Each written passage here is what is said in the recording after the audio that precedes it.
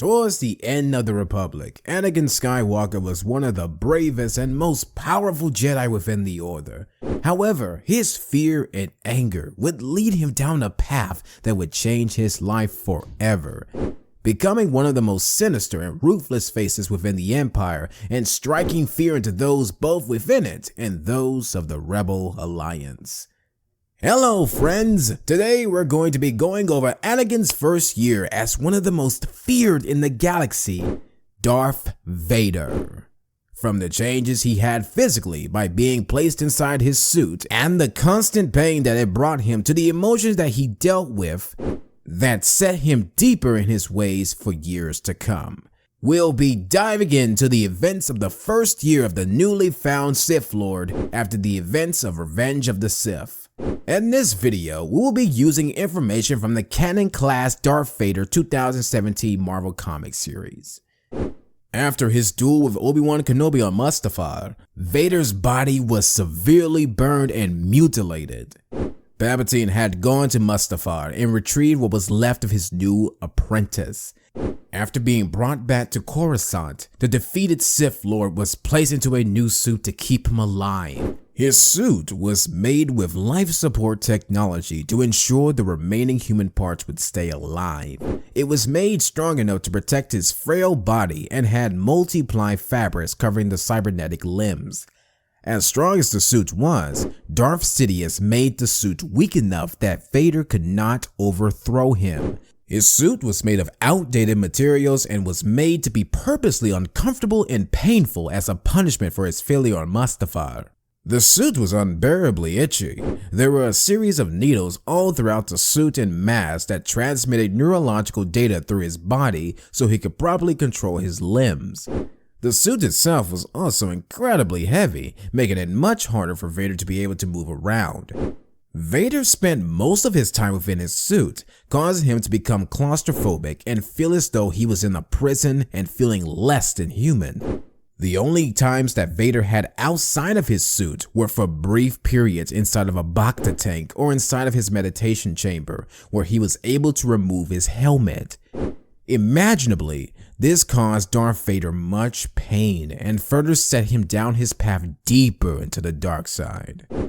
With the death of his wife Padme, Vader, now filled with rage directed at Palpatine for failing to protect her as he had once promised to Anakin, attacks Palpatine using the Force, attempting to force choke him.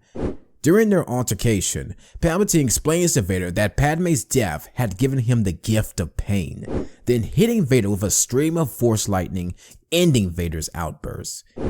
Palpatine warns him that if he were to use the Force on him again, then he would finish what Obi-Wan could not. As the two Sith Lords had come to watch a ceremonial burning of Jedi lightsabers that was overlooking the Jedi Temple, Palpatine then explains to Vader how to make a red lightsaber crystal.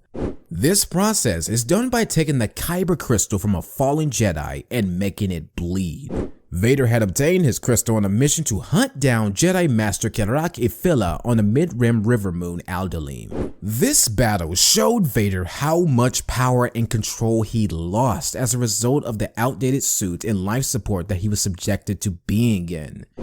After distracting the Jedi Master by destroying a dam and flooding a city of civilians, Vader force chokes him and gets the crystal he so needs. After getting the crystal, Vader goes to Mustafar once again to bleed his kyber crystal and is tasked to find a dark side locus, which was a concentration of dark side energy that was in the form of a shrine. After finding the dark side locus, Vader at first fails to bleed the crystal after dismantling the fallen Jedi's lightsaber. It is not until Vader puts all his hate, rage, and pain into it, after seeing a vision he has of turning back to the light side of the Force and then rejecting this vision, that it finally succumbs to his dark will, thus gaining his new crystal that will be used for his iconic red lightsaber. Vader's first year also had him take on many other challenges aside from adjusting to life in this new suit.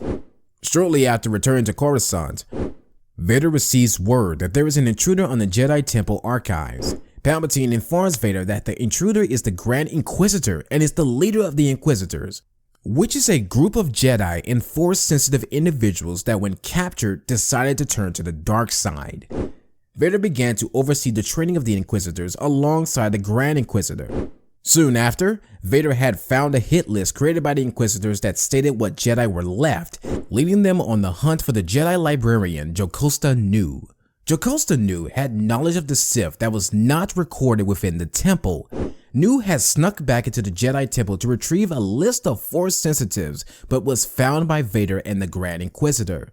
Being cornered by Vader and the Grand Inquisitor, she exclaimed that Darth Vader was in fact the fallen Jedi Knight and chosen one, Anakin Skywalker. To protect his identity, Vader killed everyone who was at the scene, clone troopers and Nu alike, destroying the records as well in the process. Vader had to also define his authority and earn his title within the Empire.